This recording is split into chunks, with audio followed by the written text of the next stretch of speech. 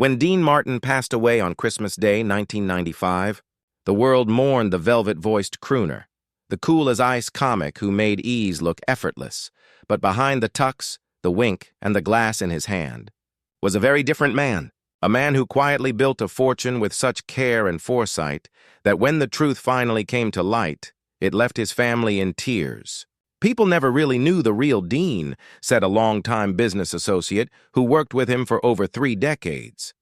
"He acted like success just landed in his lap.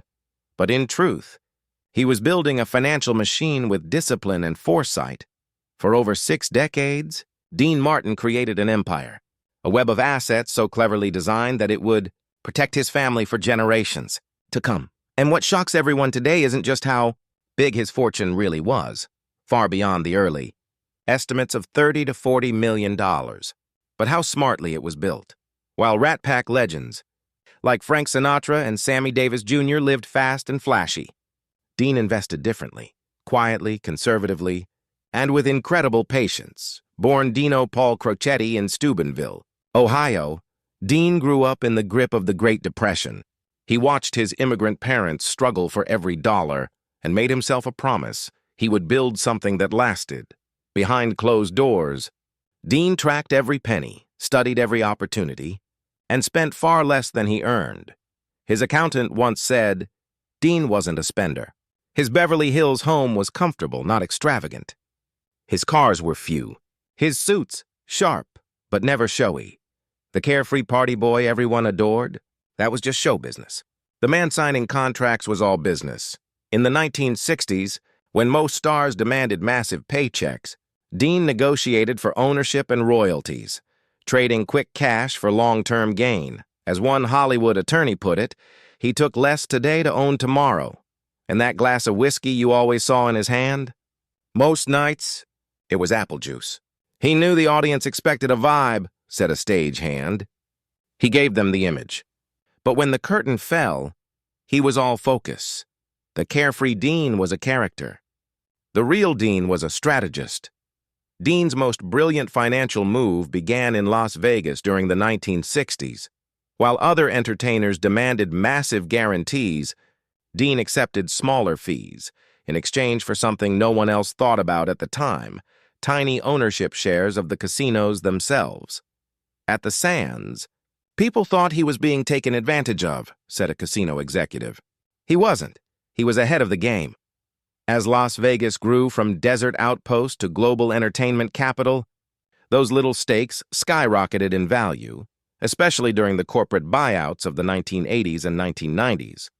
By the time he passed, Dean held equity in 6 major Las Vegas properties, one investment worth $150,000. In the 1960s, later sold for $12 million when his children saw the full financial breakdown and how carefully he'd arranged every buyout.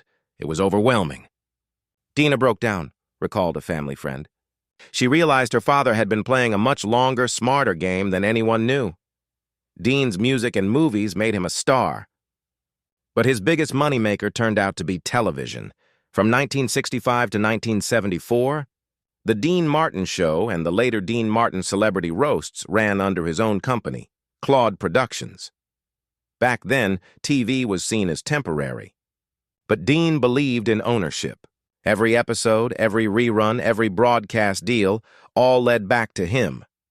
When cable TV boomed in the 1980s, then DVDs, and now streaming platforms, his shows became timeless. He built a perpetual motion machine, said a TV executive. While most stars get small residuals, Dean's family gets the lion's share. More than 50 years later, the royalties still flow, a gift that keeps paying generations of Martins. From That's Amore to Everybody Loves Somebody, Dean's voice defined romance. But what people didn't see was his business brilliance behind the music. In the 1960s, he demanded not just performance royalties, but ownership of publishing, masters, and even arrangements. Frank Sinatra once joked he was crazy to argue over paper details. Dean just smiled and said, "Maybe I am, but my kids won't think so. Today, those details are worth tens of millions." His son Ricci learned the catalog's value had climbed over 800% since 1995. Every Christmas season, every movie sync, every commercial brings in new revenue. Dean's music keeps earning, just like he planned. While most Hollywood stars bought mansions to show off, Dean quietly bought for growth. In the 1960s, he snapped up properties in Malibu, Palm Springs, Aspen, and even undeveloped Las Vegas land, long before anyone else saw the potential. He thought like an investor, not a celebrity, said a real estate advisor. Those parcels once worth thousands are now valued in the tens of millions. And tucked inside his records, the family found something extraordinary. Handwritten notes explaining each purchase, the reasoning, and which family member should manage it someday. It wasn't just wealth. It was legacy. In ink, Dean Martin didn't just save, he invested with the patience of a legend. A financial advisor who worked with him in the 1970s and 1980s said, Dean was doing Warren Buffett-style investing before anyone knew Buffett's name. He chose simple, steady businesses, McDonald's, Coca-Cola, Disney, and held them for 30-plus years. When told to sell or take profits, Dean would smile and say, if it was worth buying, it's worth keeping. His buy-and-hold strategy outperformed Wall Street pros. Decades later, an analysis comparing his portfolio's growth to active fund managers moved his daughter Gail to tears. He wasn't just earning, he was teaching. Dean also secured his intellectual property long before it became standard. He trademarked his name, his likeness, even his signature drunken charm persona, ensuring that every future use, from merchandise to digital clips, had to pay the estate. Notes from the 1970s reveal how he imagined audiences might enjoy his performances 50 years later, through technologies he couldn't yet name. He was right. Today, Dean's voice and image live on through streaming, remastered performances, and AI-enhanced media, all legally protected and ethically licensed by the estate. The final revelation wasn't about money, it was about love. Dean's trust wasn't a sterile document. It was a family map.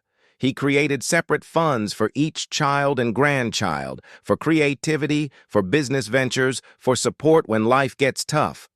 He formed a family council to manage everything together, ensuring unity and purpose, and then came the letters, personal notes, sealed and waiting to be delivered at key life moments. One granddaughter opened hers on her 30th birthday and found words that spoke directly to struggles she was facing right then. It felt as though Dean was still guiding her from beyond time itself. Behind the effortless grin and the smoky voice was a builder, a man who valued patience over flash and purpose over fame, from those $12 million casino stakes to Claude Productions still collecting royalties since 1965, to a catalog up 800% in value, to land bought in the 1960s now worth tens of millions. Dean Martin didn't just leave money. He left a blueprint for living wisely, loving deeply, and planning far ahead. Everyone was watching Dean Martin, said a friend. But the truth is, he was the one seeing everything clearly. The world knew the entertainer. His family discovered the architect. And that's why, when they finally opened his records and read his letters, the tears came. Not from sadness, but from gratitude. Dean Martin made it look easy. But his true genius? He made it last.